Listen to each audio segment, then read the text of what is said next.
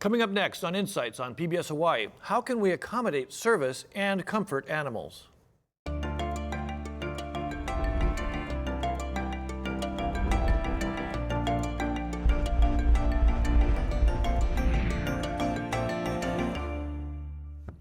Aloha and welcome to Insights on PBS Hawaii. I'm Daryl Huff from Hawaii News Now. Service animals provide an essential service to people with disabilities, and all stores and restaurants are required to allow them access. But the law doesn't include comfort animals, and businesses have the right to turn them away. But how do businesses tell which is right? And how clear are the laws regarding service and comfort animal access? We'd like to hear from you during our show, so call us at our new number, 462-5000 if you're on Oahu, or 800-238-4847 if you're calling from a neighbor island. You can also watch Insights streamed live at pbshawaii.org. Just click on the title of tonight's show, or find us on Twitter at PBS Hawaii. Now to our guests for tonight's show. Francine Y is the Executive Director of the Disability and Communication Access Board, which is part of the Hawaii Department of Health. The board is responsible for providing technical assistance and voluntary compliance for all disability rights laws in Hawaii. The board also reviews all state and county projects for compliance with the Americans with Disabilities Act's accessibility guidelines. Susan Lewers is the founder and program director for Hawaii Fido Service Dogs. Hawaii Fido is the only accredited training center on Oahu. The company's mission is to breed, raise, and successfully train assistance dogs to provide physical, medical, and therapeutic support for people who face the daily challenges of life with disabilities other than blindness. Larry Bigelow uses his service dog Buzz to help him with mobility issues caused by severe osteoporosis and degenerative disc disease.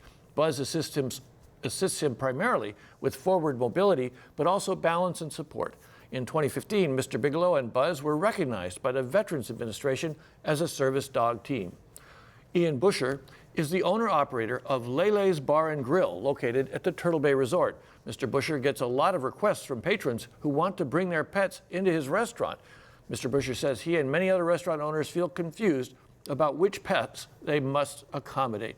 Let me start with Larry Bigelow and your service dog, Buzz, who is here with us today. Tell us a little bit about what Buzz does for you. Why is it so important for you to have him by your side? Because of my spinal issues, things like sitting down on the ground, I need to brace and support myself when I get up off the ground. Forward mobility is a real challenge, and it's all different levels. He helps me up and down stairs. Swimming is one of the only exercises I can do, so he actually has a pull hard command where he pulls me up out of the water in the soft sand, swims with me. And then even the slightest grade, say walking around the hotel or something, just a slight grade on the sidewalk is very hard on my back. So he's learning pulling me forward gently so I can make it up these hills without straining. So he literally provides strength to you? Helps yes. You? Really? Yes, that's interesting. Yes. Susan Lewers, you train these kind of animals, and I think the average person knows about guide dogs and might be assuming that that's what they're doing, but as in Mr. Bigelow's case, there's all kinds of disabilities you're training them for. And there's all kinds of service dogs also. Guide dogs was the original working dog. And then many decades after that came the assistant dog, and that's what Buzz is. So they assist, and they can assist with retrieving objects, walking, balance, mobility, opening doors, getting help, get the phone, that type of stuff. So the training customized to the person? The dogs are trained for 2 years to learn about 80 commands, just basic service dog commands. And then when they're matched to their handler, we look at what the needs are. So water work is what we did with Larry and Buzz, and most dogs don't do that type of stuff, but we live in Hawaii, so it was a logical thing to do. Francine, in your role overseeing this issue quite a bit, tell me, how extensive is the use of dogs or other pets in actual service and assistance? Well, it's getting much more prevalent nowadays. There was a time, as Susan said, when you would only see a guide dog for someone with a visual disability, or what we used to call a signal alert dog for someone who is deaf or hard of hearing. But now I think with the proliferation of the ADA, you're finding more people, one, who are willing to acknowledge their disability and use a dog for various tasks. Ian Busher from the restaurant industry, you folks don't have a problem with these highly trained service dogs, right? I mean, that's you've never had a problem with that? Absolutely, that's not the case. But going back to your intro, you said to the degree of guests requesting to come in with their animals, they're not requesting, they just show up. Clarify that real quick. There's nobody calls ahead to say, hey, I'm coming in with my animal or my service dog. Or And how do you deal that? Let's talk first about service dogs. We're going to get more into the conflict about the comfort animals later. But when it comes to the service dogs, what do you tell your staff about them?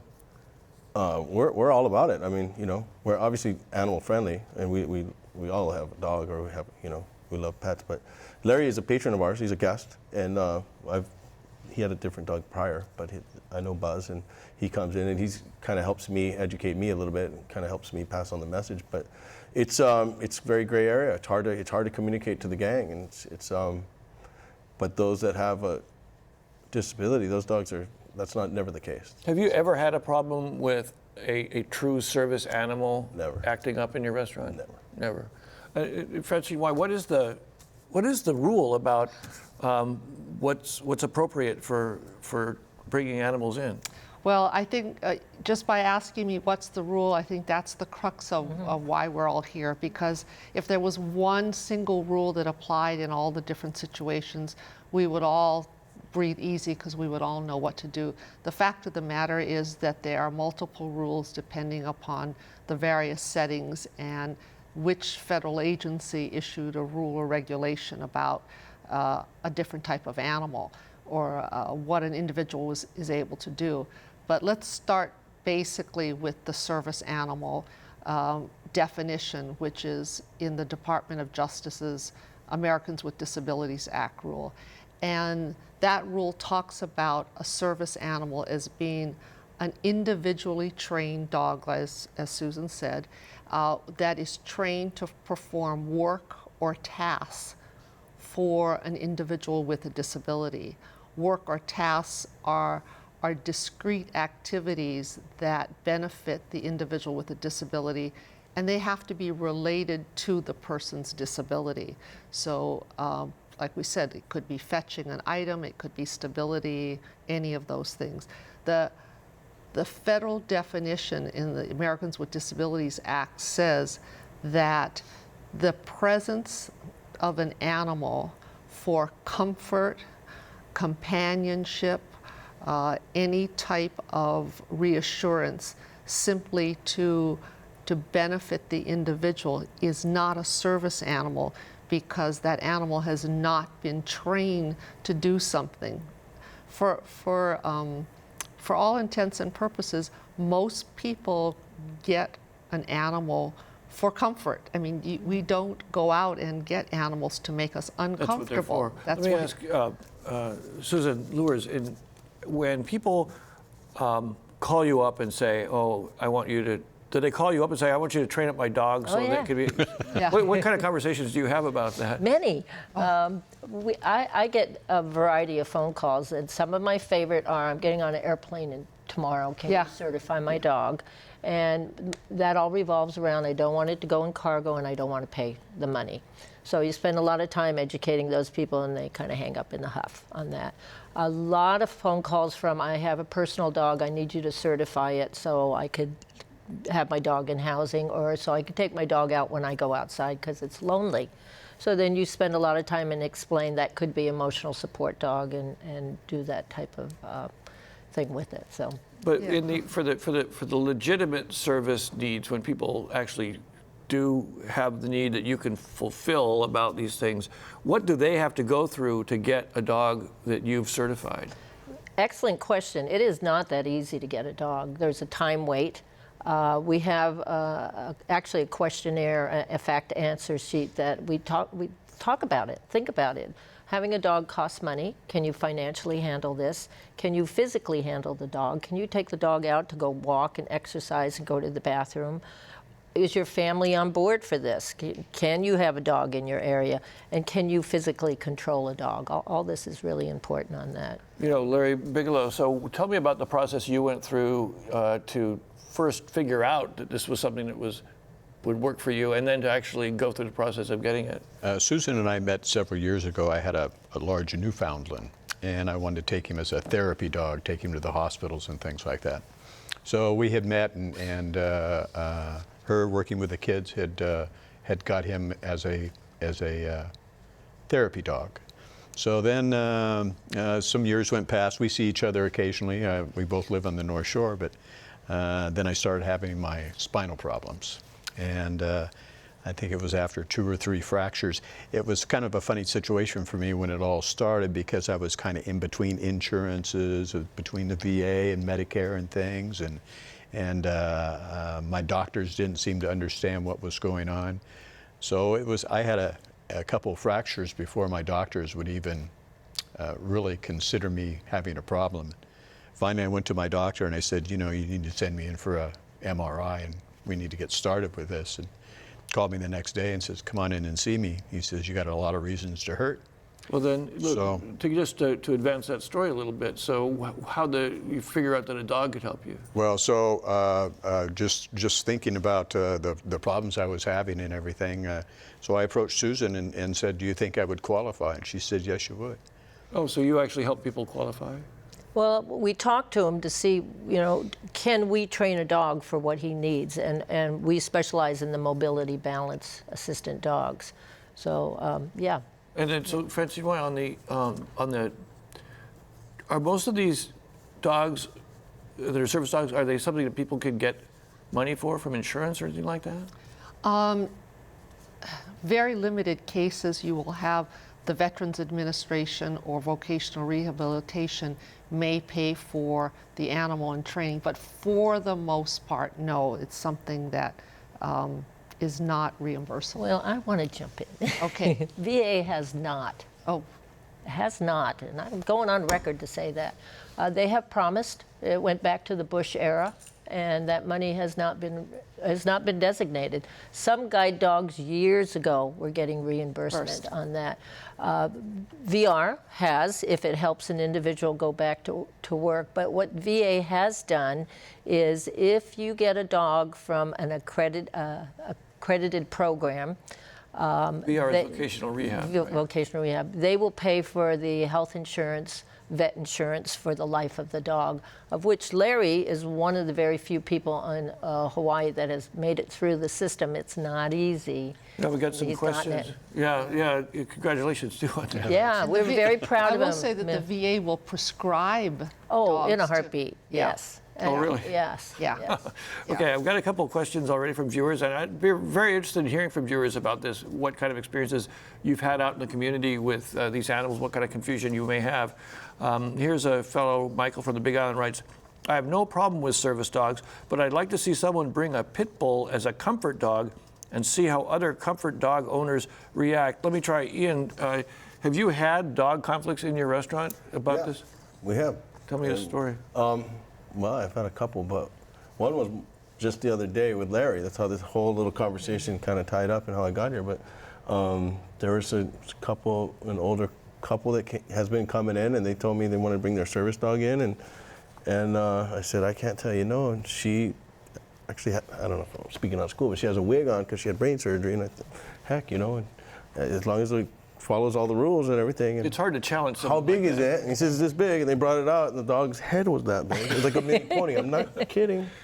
And coincidentally, Larry walked in, and their dog started jumping and wanted to play, which, Buzz is pretty well behaved, and the other dog is. So he felt uncomfortable, and I was put in an awkward spot, and my staff's watching me, the guests are watching, and I went and sat down with these people, which I know them. I mean, they were regulars, and I first checked in with Larry, and then I asked, is your dog aggressive?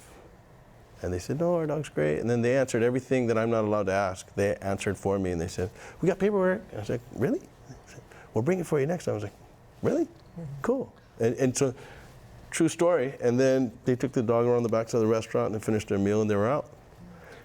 And so that's a story in itself, right Yeah, there. so- Well, but I do think that doesn't mean that individual did not have a service dog, but the law also says that the service dog animal must be under the control of the handler. And the moment that it's not under the control of the handler, then the establishment has the right to say this is a fundamental alteration of our service. And while we're not disputing that this is a service animal, you have to remove the animal from the premises. So behavior of the animal is really critical, and it doesn't mean that the animal has carte blanche to do anything it wants. So I understand what you're saying. So Buzz is remarkably, peaceful, Calm, and yes. our conversation doesn't seem to be bothering him at all, even though his ears may be burning a little bit. But are you saying that even a service animal can be asked, or a person with a service animal could be asked to leave a restaurant yes. if it acts up? Yes. They can ask the dog to leave. Or if they go to the bathroom. They have certain rules they have to live up to, right? Exactly. Yes. There's things to look for. Behavior is key Yes. on that. Dogs should not be sitting at the table. That's not even a question. You shouldn't be Maybe feeding paws them. up on the table with No, a a fork in chair his at the hand? table. Yeah, that's what I we figured. just heard that in a story lap. yesterday. Yeah, was that's it? not a So- working dog. That's your pet's having dinner with you Yeah. out in public. So. And that's something the restaurant owners should be aware of? They're getting educated as we speak. We're letting them know what their rights are and what to look for. They're there to serve food. They're not there to check your dog out. But if that dog is causing problems, they need to know that they have some rights. And Larry Bigelow, when you have a situation, and imagine this isn't the first time this has happened, but how does that affect you as the person who needs that dog to stand up straight? It happened at Ian's restaurant. I'm going in the restaurant and one night, and there's one seat left at the bar. And he's good at one seat. I can do it, but I'm just thinking, do I want to impose a dog on anybody else? And it was inside the restaurant. I usually like to sit at the outside part of the bar. So I'm standing there thinking about whether I want to take this seat, and a woman at the end of the bar, dog comes out from underneath the chair and just goes off. Starts barking. Well, I'm told that, I never partake in a scene. If there's a scene of any kind, whether my dog is causing it or another dog, I leave. So that's what I chose to do. I didn't confront anybody or talk to anybody. I just turned around and left. I can always go back another night. But how did that make you feel? Oh, it's horrible. Yeah. I'm planning on going and having dinner, and this dog comes out, a supposed service dog, I don't know, just starts barking and really going off. It's embarrassing, People, and the thing that bothers me is because there's so much of this going on, when I'm in public, I'm often looked at as not a real service dog. I had a friend of mine comment to me the other day.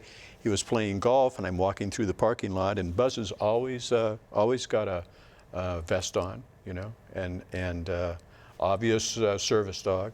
And we're walking through there. He's walking through the parking lot with his friend, and his friend says, "I hate seeing all these fake service dogs around." This is a friend of yours said this to you. No, a friend of mine, his golf partner had said it to him, so he repeated it to me, and he says, "Well, I can tell you, that's not a fake service dog." So Another question from a viewer on this very point. I believe there are 3 levels of animals: service, therapeutic, and comfort. I can buy a dog jacket and official card on the internet for $50. How can restaurants, churches verify what is a service animal? Want to go first? Good Francine? question. Yeah, good question. And since you just mentioned that, I brought a vest, and without disclosing too much, I got it in the mail that said, to say thanks, we want to give you a free service dog ID. Just pay $1 to cover shipping and handling. Go to www, which I did, and of course, there are rackets out there, and there is nothing that prohibits. There's nothing that prohibits selling them because they are a piece of equipment that's no different than something that you would use on a wheelchair or anything. So selling them is not illegal. However, there is no regulation right now that governs the illegal, the sale of them, because people go online and they self-certify by saying, I certify or I attest to the fact that I'm a person with a disability and I'm buying this for my animal. And then this looks legit. Is there one that, and the one Buzz is wearing, is there a... There's no standard. There's no You standard. don't have to wear a vest. You You don't don't have even to have have- an ID. You don't even have But to. also, Francine, you can go online and buy a doctor's note on there. And you correct me if I'm wrong. At one point, I heard that the Attorney General had a list of, I think it was like 17 businesses that do this, and they're just keeping an eye on it. And all we can do is buyer beware. You're just Yeah. giving people money to give you bogus paperwork. Have you been challenged by people in restaurants? I wish they would, because I carry all my ID. I carry my ADI card, Assistance Dogs International. I also carry my medical card, ID card, designates Buzz as a U.S. service dog, U.S. Veteran Service Dog. And I carry a membership card to IAADP, which is International Association of Assistance Dogs Partners. So I carry all that ID, and I also have a tag that I was given for his medical benefits. And so this, with all that preparation, are you turned away from places? No, nobody's ever turned me away. And he doesn't have to, but because we're an accredited program, and if he wants one of our dogs, that's our standards. That they wear the vest when they're out in public, that they have our ID that has the law on the back of it. Just to show, you know. Even if it wasn't part of the law, I want people to know I'm with a service dog. If I'm working with him, you know, there used to be just kind of a thing where you didn't approach a service dog, you didn't make eye contact with a dog, and what is very frequent is it's not so bad if I'm sitting down someplace and I'm aware of people approaching my dog. But I'm standing in line at the bank the other day, and my dog is laying at my side, and a woman comes up behind me without me knowing that she's there and bends down and starts petting my dog. Well, he jumps up, you know. That can be devastating to me, an unexpected pull like that. The other reason is if I'm working with him, I'm having him pull me up an incline, I'm having him pull me upstairs. I don't want to be interrupted. When we're going upstairs, you know, he's pulling me and I'm concentrating on putting one foot in front of the other. You know, it's a kind of a team effort. So, people think he's not a service dog, will come up and approach us and ask if they can pet the dog or let the little kids run up. And the problem is, and even now with a vest on and identified as a service dog, there's so much of this going on, people kind of ignore it. Yeah. Let me go back to the original question of this caller, the last part of the question, and this is for Ian Busher. How can restaurant churches verify what is a service animal? What do you do? I mean, you've told us a couple of stories, but you don't have a cheat sheet somewhere? We don't do much, tell you the truth, and that's the hard part, because as an operator of a business or a restaurant, we like to be in control of all our decision making, and it's something that we kind of lose control. But I've educated myself, and more getting ready for the show. But there's only a couple things you can do by asking a couple questions. But a lot of these animals that come in, most of them aren't misbehaving. You know, it's principle, but some of them are. And I've walk up on a table and some dinglings letting his dog drink water out of his glass, and you're out. Yeah. You gotta go. And these people don't do anything for my business anyway. I don't want them in there. But I mean, do you have a policy against animals in general in the restaurant? Zero. So you're basically an animal-friendly restaurant already. I love dogs. My Yeah. dog's in my truck. I mean, it's more about people taking advantage of the situation. And so my brother showed up off of a plane with one of those on his dog, and I called him out. I was like, "Well, are you freaking kidding me?" They tried to put the dog in the front seat. I said, "That dog's in the back." But it happens. It's all over the place. And the ADA does say that you can ask two questions. You can ask, is this a dog that is required because of your disability? And if yes, what task or work is the dog trained to perform? Yeah, go into that a little bit more, because I think that we need to emphasize that. So do it one step at a time. There's two questions, right? So the first question is to ask, is this a dog that's required because of your disability? And supposedly that's to weed out people who say no, and to say if you are a person with a disability. Is the most important word there required? Yes. Because Well, actually, the most important word is disability. There you go. Yeah. You know, the fact of the matter is that the questions, while perhaps well-intended construed by lawyers sitting in a room writing a regulation, were really out of touch with the real world. And I think that they knew that people with disabilities were going to answer it correctly, but I don't think, honestly, that they realized how many people would use that advantageously to how many people would lie? lie. Yeah. That's right. There you go. Well, all of them are coming in pretty much. Yeah. But is it a service animal, and what service does that animal provide? Foreign, right. That's it. That's it. That's all you can ask. But isn't it against the law to pretend you have a disability? To present yourself as a disabled person when you're not? There would have to be a state law that would provide prosecution and a penalty. But I have to say, we have talked about that. There's been legislation, and it's very difficult to prove that a person is not a person with a disability. And because the law does not require you to be trained through an accredited school, you can individually train a person, a dog. I want to also emphasize in all of the conversations that the dog, even a legitimate, I don't want to say certified or anything, but a legitimate service dog does not have rights by itself. The rights are that a person with a disability has the right to be accompanied by the dog going into places of public accommodation, government buildings, housing, whatever. So Let me ask this question that just came in from a viewer along those lines, and we'll get back to more about the comfort animals, but the question is, what's the harm in bringing a small, well-behaved dog into a store? You know, restaurant might be different, but into a store. Ian, you sound like you don't have a problem with it. What's wrong with taking a dog into a store? Yeah. Shucks. I've never done it. I would. I mean, I feel guilty. I go to Petco, I guess. There are stores, hardware stores, there are the pet stores that let you bring your dog in. I think it goes back to well-behaved, socialized dogs. And you don't know until it's too late, though. Yep, right? but you can always ask them to leave. And I don't know that the question, what is the harm, is actually getting to the point. I mean, in many instances, there is no harm. But if the establishment determines that there is no harm, they will likely make their establishment a pet-friendly establishment. So some hotels do that, car rental, some restaurants open it up, period.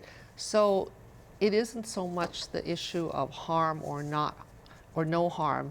It's more the fact that we have accorded individuals with disabilities who need a service dog, service animal, in order to go out and be integrated or participate in society.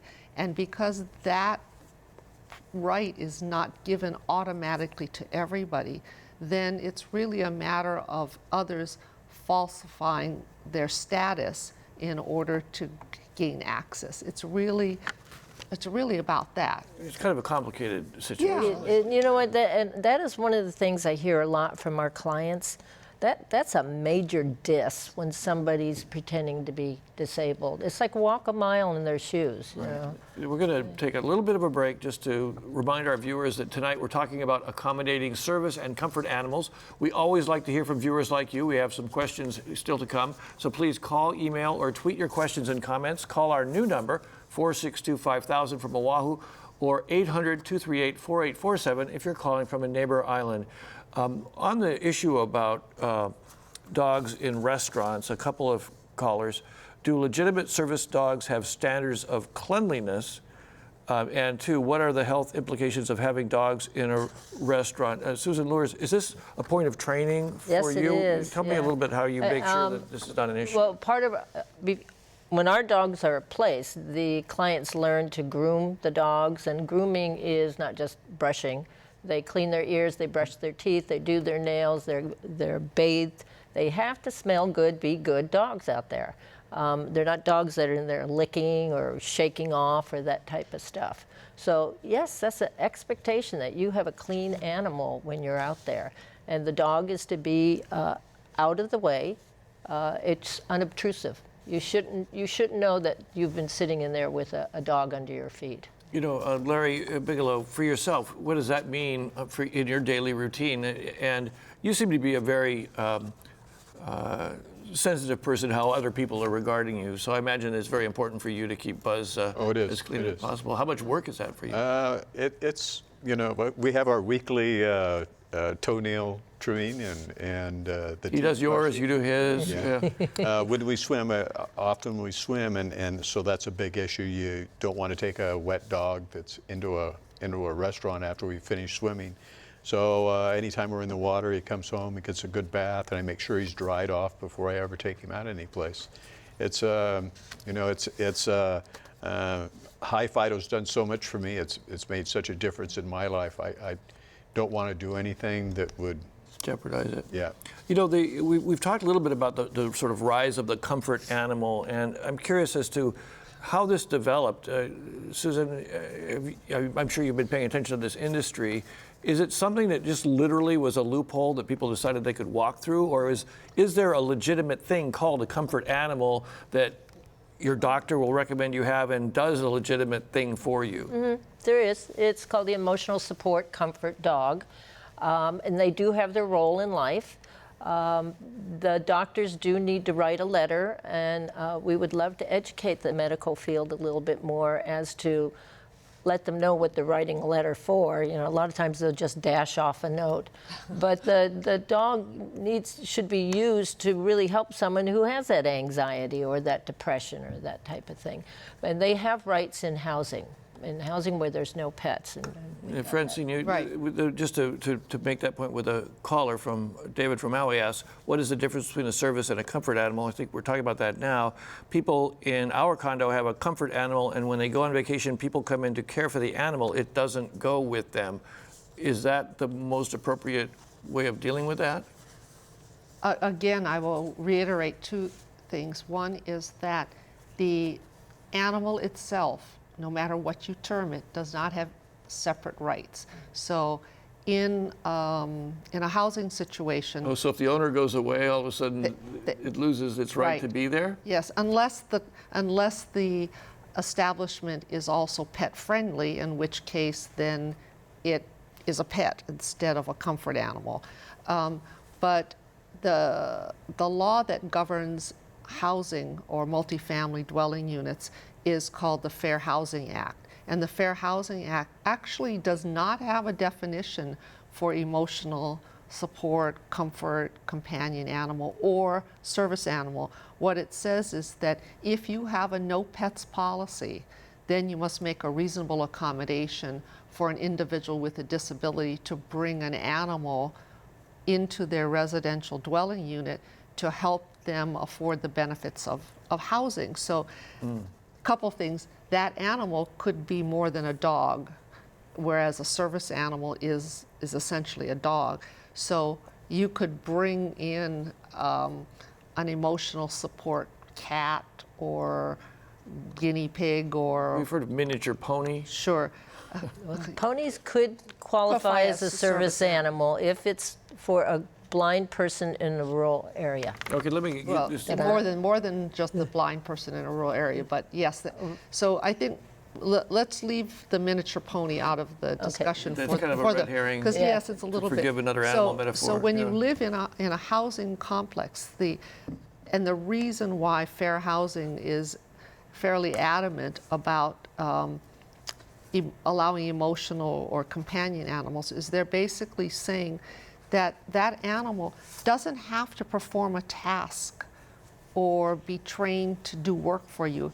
It just has to give you some companionship, comfort. It helps ameliorate the symptoms merely by its presence. Let me ask this question that came in from a viewer because we're sort of presupposing that this is a bigger problem than it's been before. And Ian Busher, as the person who's sort of on the front line of this, the question is it becoming more common to see comfort animals in restaurants and stores, or has this been an issue for a while? Are you actually seeing more people doing this? You've been in It business bothers 15 me more, years. but yeah, definitely it's increased. I mean, as our guest counts increase, it definitely does. But it just, you know, it's only a few people that make it wrong. I mean, there's only a few people beating the system or something. I'm seeing a lot more out in public. People see people doing it, and then Yes. they'll do it. Costco and Target will just simply ask at the door, "Is that a service dog?" And the people say yes, and they'll let them it in. and they wait for Yeah. the behavior. Yeah. But I will talk to people on the phone, and I will say, what work or task does your animal perform for you? And they'll say, the work my animal does for me makes me feel good. And I will say that isn't work. And literally, we will go on for, 10, 15 minutes where they are just absolutely adamant that the service that's performed is to comfort me. And so I'm not sure that every person who goes in with a comfort animal to a restaurant is actually trying to scam the system, because there are many people who truly believe that animal is providing a service by being there. Well, let me put that question at Susan Lewis then. So one thing that occurred to me is that it's unlikely that a service animal could be a pet that you had before and then you go get it trained. Usually No, you can do that that. happens? Yeah. Okay. If the dog has the right temperament and motivation, and it can perform a task or skills with an S, so we take that at least 2 skills on that. So yeah, there's a lot of self-trained, nice service dogs out there. And so people can actually train their own service dogs as Yes. long as it matches that. So there wouldn't be any official documentation. No, that's the right. problem. That is essentially the problem. Now, when you go into housing, because housing is a much broader definition than the Department of Justice's definition for a service dog, the housing establishment can ask for documentation, because that would be verifying that the person has a disability, that the animal is required because of the disability, and that there's a nexus between what the animal does, even if it just provides comfort. But you can see from the consumer's perspective that if they are allowed to have an animal in a condo where they live, they just don't understand why they can't take it out to a restaurant. And in particular, when you have individuals with psychiatric or other emotional disabilities, they might have bipolar disorder, the animal may be a comfort animal to them, and clearly they need it. I mean, there's not a question of needing it, but the animal doesn't necessarily do any tasks, but they can't take it to a restaurant, or they aren't supposed to. Or they don't have the right to take it. They don't have the right If the restaurant could let them in, That's that'd right. be fine. Susan, have you had a lot of instances where people are calling you? You mentioned that they just want to get their animals certified, but what it sounded like they don't even need to do that. How concerned are you about this issue of the comfort animals? I mean, how much of a dilution of the industry is this at this point? How many years have we been talking doing this? about trying to get a law? We've several times approached the state, the legislature, to see if they could come up with some type of law. It's not easy. We totally agree on that. And part of the problem is who would monitor? Who would be the one that makes people accountable on that? And we don't have an answer. And we used to have a requirement years ago, or not, I wouldn't say it was a requirement, it was an option, where you could go to the Humane Society when you got your dog license, and you could have a tag or something affixed to the certificate that indicated that you have a service animal. The problem with that is that when you have the option to have some type of government credential or certification or designation, then people will expect that that's a requirement, and the law says you don't have to have that. So efforts in the past couple of legislative sessions were not successful because between the Attorney General's office and consultation with our office and some others, we could not craft the appropriate language that would withstand the Department of Justice Let me just ask regulations. from a practical standpoint, Ian Busher, with a restaurant, what would be ideal for you? What would work for you? I mean, you seem like you're a very accommodating, patient guy. You basically let people. I mean, the hardest thing to do is go up to somebody and start having a dialogue on what type of dog they've got. That dog's perfect. Buzz is perfect. Buzz comes in, behaves himself, he doesn't even know you're there, and it's hard for me to go and not pet him. And there's never a situation or anything. That's perfect. And he's got all the tags, and he educates me, but just a tag and a vest that's legit. So just something that was consistent and you could just train people that this is legit, this is not. It's like saying the drinking age is 21, but you don't have to have a driver's license. Do you talk about this a lot with other people in the business? It's an issue, yeah, for sure. Yes, It's very perplexing. And talking with Susan, and she's met with other restaurants, and I'm trying to assist and help my friends and buddies out there to say, hey, let's at least talk about it. Yeah, and then another question that's come up, I guess there was an effort to actually punish people who defrauded, pretended to be disabled when they were not, in order to get an animal on an airplane or something like that. What happens with that concept, as opposed to let's find a way to certify the right ones, let's find a way to punish the ones who violate? That also had some real difficulties as far as enforcement, because if an entity like a restaurant would have to challenge an individual, and then they would have to go through a whole hearing. The onus would be on you to prove that that person was not, in fact, a valid person with a disability. Let me ask this question. What happens if someone calls a cop on somebody who's doing this right now? Most likely the Police officer, sorry. Police officer would have to ask the same question, should ask the same questions, and make a determination of either letting that person stay, bring the animal or not. And of course, if the animal is disruptive, then you would do what you would do for a person. It comes back to the disruptive Right, part. Yeah. yes. Okay, I've got a bunch of questions. Let me start pounding through some of these. Started to get some experiential questions from people who've had experience. Yeah. I've been an airline pilot for 33 years. This is Kevin from Kaneohe. Numerous times people have brought so-called service animals on the plane. The animals have sometimes attacked passengers and other animals on the flight. Guess what? The airline gets sued. Susan Lewis, have you heard? What's the phenomenon on the airplanes?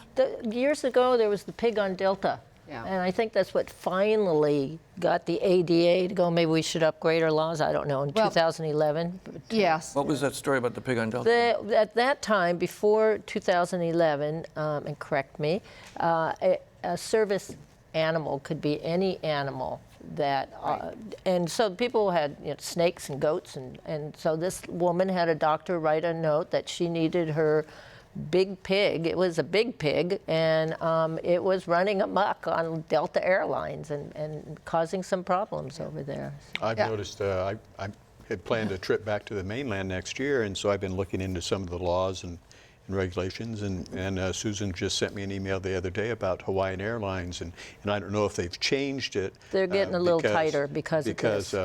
But what I found interesting is I had a conversation with a friend of mine in Washington, and a restaurant owner there put up a sign that said, we allow credentialed service dogs. And it was a Facebook conversation, and a person said, well, I was there when they signed the legislation. You don't have to have a certification to have a service dog, and they don't require it because people could buy illegal ones. And my thought was, well, yeah, so you aren't requiring anything. But I'm reading Hawaiian Airline rules, and they want to see my credentials. They want to see that my dog is vested, and all these proper things to take care of. And just I didn't read in depth because I don't have an emotional support dog, but I noticed they had to have certain things, but no credentials or anything. For a service dog, how difficult is it? It was not for me. I have everything. You know, I have everything, and I carry all my certification, all my credentials So with me. Buzz is a good-sized dog. Would you have to buy a seat? No, well, they're getting pretty strict about it, about getting him under one seat. And I have friends that fly with their emotional support dog, and there's usually 2 of them flying. And so the dog has 2 areas for the feet. And as I'm reading it, I'm thinking, gosh, I don't know if I can do this because I don't know. Buzz is awful good, and I might be able to get his rear under the front seat, but yeah, he's pretty good size to I'm asking get a him number on of questions seat. about this airplane Yeah. issue because, what I'm hearing something that's confusing me a little bit. On the one hand, I'm hearing people are able to justify to bring emotional support dogs on airplanes, but then you're also saying that that's not a right. No, okay, just to make it clear as mud. Thank you very much. We talked about the Americans with Disabilities Act, which covers places of public accommodation and government facilities, essentially. Then we talked about the Fair Housing Law, which covers residential, multifamily dwelling units. There's a third law, which is the Air Carriers Access Act, which covers airlines. So you're talking about 3 different federal laws, each of which has its own rules. So the Air Carriers Access Act does allow emotional support animals, not just dogs, animals, and depending upon the nature of the animal, they can require some certification or doctor verification.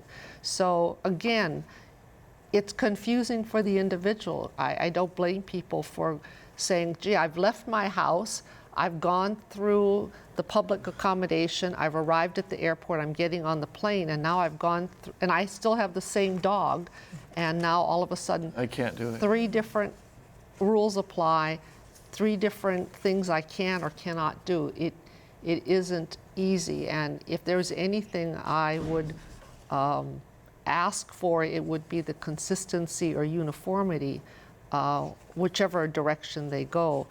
And if I can make a plug, the U.S. Department of Transportation right now has an advisory committee on amending the Air Carriers Access Act. And one of the issues is whether or not they should harmonize or standardize their definition for animals that can travel with the ADA. That's a really interesting question, is that if you standardize it, then theoretically the restaurant guy would have even less ability to say no to an animal, because now all of the comfort animals are also Well, entitled the to go question in is to and- standardize it by limiting everything to service animals, or whether or not there should be, the definition should be broadened to include Right. emotional and others. And so if anybody who's listening tonight has a specific issue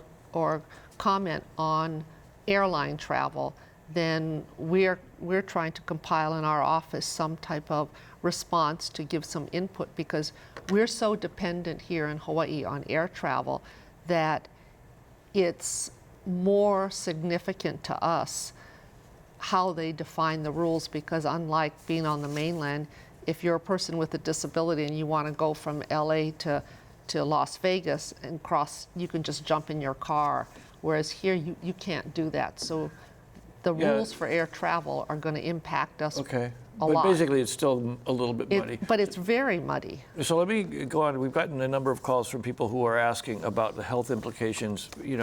My son, for example, is allergic to cats. And if he had a cat sitting next to him in an airplane, it would be a miserable flight for him. So does he have rights to. And then another question, is it sanitary and permitted to have a dog sitting in a shopping cart? Those kinds of questions. Let me try, Susan. Oh, I love the Lewis? shopping cart one. We've dealt with the shopping cart. And that's my big thing at Walmart. I usually I let it go, but on that one, I have to go up to management again and say, isn't there health laws? Would you put a dog in a shopping cart where you put food? My understanding is there's a health law for that, isn't it? there's some guidelines, but essentially what the establishment can do is require, and what we've written guidelines with the Department of Health Sanitation branch actually, so to put a protective barrier down when you have an animal that's riding in a cart. But service dogs don't ride in carts. How's a dog supposed to work if it's in a bag, a stroller, a cart?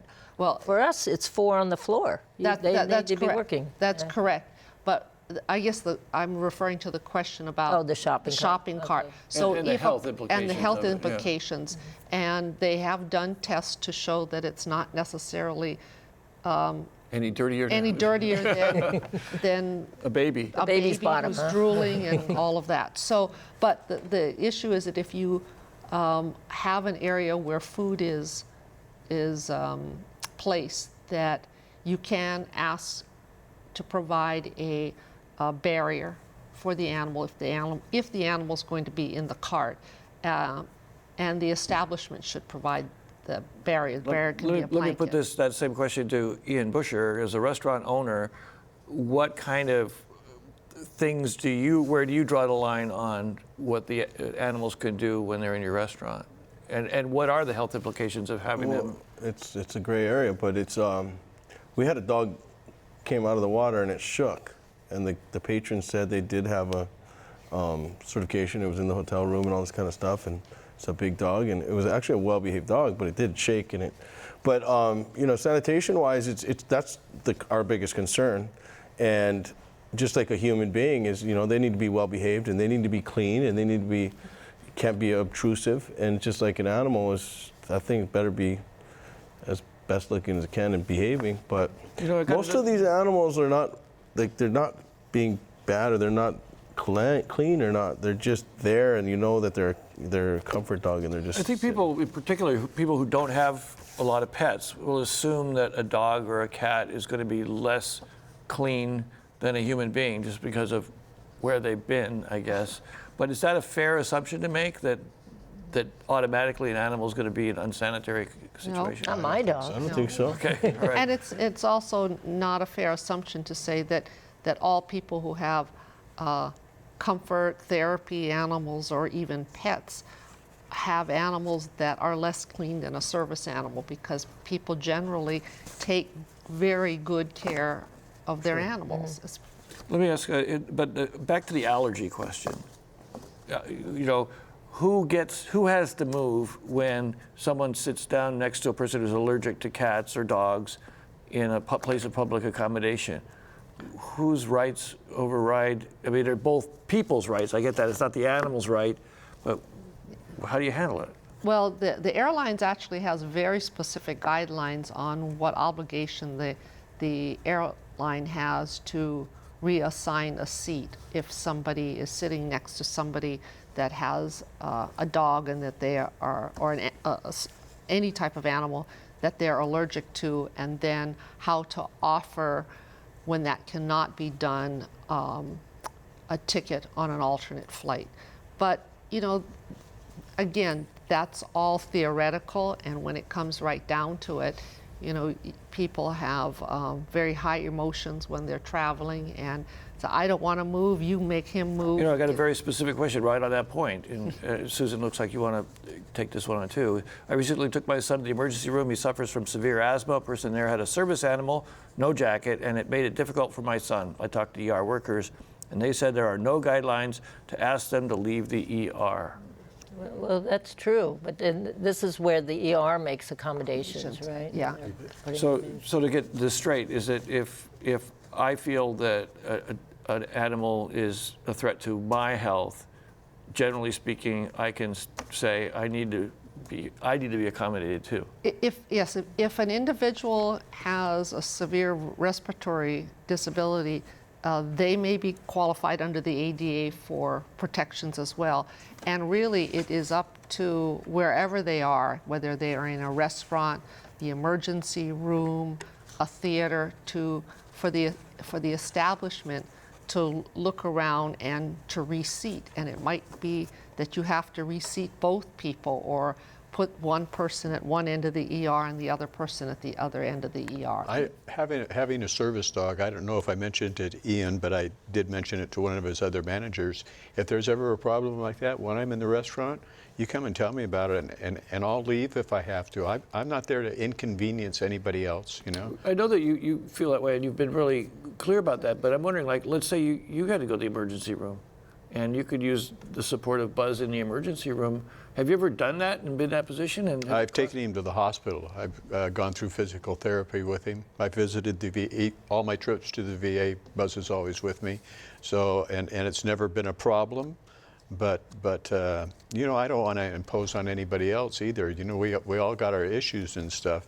And if there's a problem, I'm, as a service, you know, I'm privileged to have a dog, and it's a lot of responsibility. And if there's another person that's affected by me having my dog, Ian could come up to me and say, hey, you know, we got somebody that's allergic or scared to death of dogs, you know, what are we going to do? And I says, I'll take off, you know, because I know he's going to accommodate me at another Tell time. him to beat it. No, I'm just kidding. Yeah. But you know, we strategically will seat guests that come in with a dog. They try to teach the girls and say, hey, it's kind of like if I don't like somebody, I say seat them far away. You know, you know what? We have to stop. Kidding. The hour is up. Really? That went quick. Yeah, thank you so much, just got into everybody. it. And we're going to talk a little bit. Thank you very much. Great show and a lot of callers. We really Good job. appreciate it. Thank you. Okay, bye. So coming up next week on Insights, according to the study by the State Commission on Fatherhood, the number of fatherless households is on the rise. What's behind this upward trend, and what does it mean for children growing up without a father at home? That's next time on Insights on PBS Hawaii. I'm Daryl Huff from Hawaii News Now. Ahui ho.